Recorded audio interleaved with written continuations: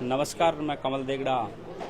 एक दो मासूम बच्चों ने अपना पिता खोया तो एक पिता ने अपना बेटा खो दिया। अभी मैं फिलहाल लेफ्टिनेंट कर्नल राजवीर सिंह चौहान के घर पर हूँ। आप सबको इस बात का पता है कि उत्तराखंड में एक बड़ा प्लेन हादसा, एक चॉपर हादसा हुआ है जिसमें कर्नल राजवीर सिंह की मौत हुई है। मैं कर्नल साहब के पिता हैं, एक बार उनसे बात करवा देता हूँ। क्या कुछ इस पूरे घटनाक्रम को लेकर कर्नल साहब के जो पिताजी हैं, साहब आप किस तरह से देखते हैं? इतनी बड़ी घटना हुई है, समय था प्लेन उड़ाने का 6 बजे का हेलीकॉप्टर का, और हेलीकॉप्टर उड़ता है 5 बजे। किस तरीके से देखते हैं आप? ये इस समय के बारे में मेरे को कुछ भी जानकारी नहीं है। इस बारे में मैं तो कुछ भी नहीं बता पाऊंगा। लेकिन ये मॉर्निंग आवर्स में करीब 6 का अप्रॉक्स ये एक्सीडेंट हुआ है और मेरे पास कोई भी इसका मैसेज भी नहीं आया। बाद में करीब 8-9 के आसपास जो कंपनी का ऑफिस है दिल्ली, वहाँ से कैप्टन वीके सिंह है, उनका मैसेज आया था। तब जाके मुझे पता चला कि ऐसा हो चुका है, क्रैश हो गया उसका प्लेन। तो इस बारे में और क्या बता सकता हूँ। तो कर्नल साहब जैसे सियाचिन ग्लेशियर में भी बड़े बड़े ऑपरेशन किए उन्होंने, ये तो एक छोटा सा मामूली सा एक उनके सामने एक चुनौती थी। तो ये आपके लिए भी एक सोचने वाली बात है? बहुत ही सोचने वाली बात है कि 2 साल तक उसने सियाचिन, लेह लद्दाख में उसने फ्लाई किया है और कई रेस्क्यू किए हैं जो कि काफ़ी क्रिटिकल कंडीशन में थे। और सियाचिन कैप्टन होके आया वो वहाँ से, और उसको अच्छा एक्सपीरियंस था। फिर भी यहाँ छोटी सी जगह में आके वो उसका मम्मी से बात करता रहता था, कहता ये तो छोटी सी जगह है, मैंने ऐसी जगह फ्लाइंग किया हुआ है तो कोई दिक्कत ही नहीं है, आप परेशान मत रहो। और ये हो गया एक छोटी सी जगह के लिए क्या, जबकि ये तीर्थ यात्रा के यात्रियों को कैरी कर रहा था, फ्लाइंग कर रहा था उसके लिए, और वहाँ ये घटना घटी उसकी। अब आपको क्या मैसेज है, क्योंकि सरकार ये कह रही है डीएनए टेस्ट करने के बाद उनकी जो पार्थिव देह वो दी जाएगी, क्या मैसेज है? पार्थिव देह तो हमको मिल चुकी है, हम लेके आ रहे हैं, अभी रास्ते चल रही है और ऋषिकेश भी पार कर लिया, वहाँ तक ही है, अब आ रहे हैं। रात को लेट नाइट में पहुँच पाएंगे वो।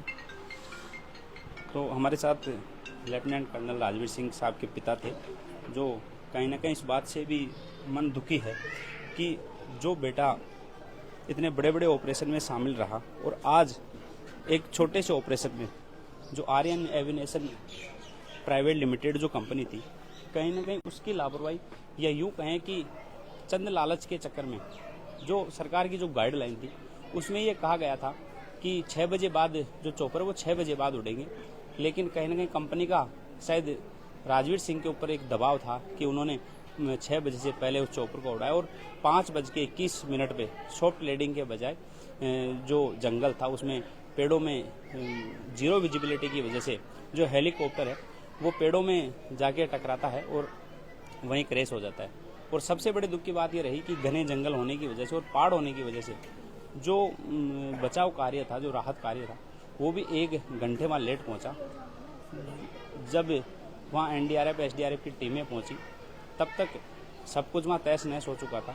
अभी मैं फिलहाल कर्नल साहब के घर के सामने हूँ और एक सबसे बड़ी बात यह है कि कर्नल साहब की जो पत्नी है, लेफ्टिनेंट कर्नल हैं दीपिका चौहान, जो भी उन दोनों को 14 साल बाद पेरेंट्स बनने का मौका मिला था। 4 महीने पहले उनके 2 बच्चों का जन्म हुआ था, जिनका जो जलवा प्रोग्राम पूजन का जो कार्यक्रम था वो 30 जून का था, और वो ये कहकर गए थे पिता से कि मैं 28 जून को लौटूंगा, लेकिन शायद नियति को कुछ और मंजूर था कि जो राजवीर सिंह चौहान हैं वो कभी लौटकर नहीं आएंगे, क्योंकि उत्तराखंड में जो हादसा हुआ उस हादसे ने उनकी ज़िंदगी ले ली, और उनका जो सपना था, और कहीं ना कहीं जो घर वाले थे वो इस इंतज़ार में बैठे थे कि बेटा लौटेगा, लेकिन जब लौटने के बजाय जब यहाँ सूचना आई, बेटे की मौत की सूचना आई,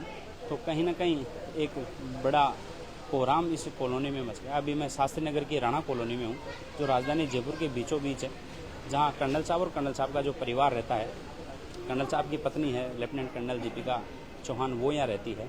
और जो सरकार है इसमें जो फेलियर है वो उत्तराखंड सरकार का है, क्योंकि जब 2013 में जब एक भीषण वहाँ एक हादसा हुआ था तो सरकार ने ये कहा था कि जो एडवांस टेक्नोलॉजी है वेदर सिस्टम के लिए, मौसम विभाग ने ये कहा था कि एक ऐसा सिस्टम वहाँ डेवलप करेंगे कि जब भी कोई आपदा आए या मौसम खराब हो उससे बहुत पहले ही पता लग जाए। लेकिन 2013 में पूरा प्लान बना था, लेकिन वो प्लान 2025 में भी धरातल पर ना आकर कागजों में ही सिमट गया, और उसी का नतीजा रहा कि लगातार वहाँ घटनाएं हो रही है।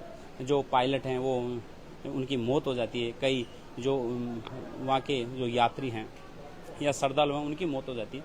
और एक जो कंपनी की गलती थी, एक सरकार की जो गलती थी, उसकी वजह से कहीं ना कहीं कर्नल और पायलट सहित जो 7 लोग थे वो सभी को जो मौत है वो ली गई। और अब आप देखेंगे कि सरकार ने ये कहा है, क्योंकि कर्नल की जो पार्थिव देह थी वो उस हादसे में बुरी तरह जल चुकी थी।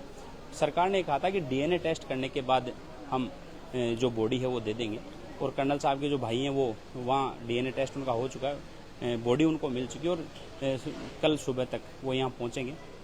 अभी जो रिश्तेदार हैं, जो गांव के लोग हैं, वो यहाँ बैठे हैं और इस इंतज़ार में हैं कि कब राजवीर सिंह चौहान जो लेफ्टिनेंट कर्नल थे उनकी यहाँ बॉडी आती है और उनकी जो पार्थिव देह है।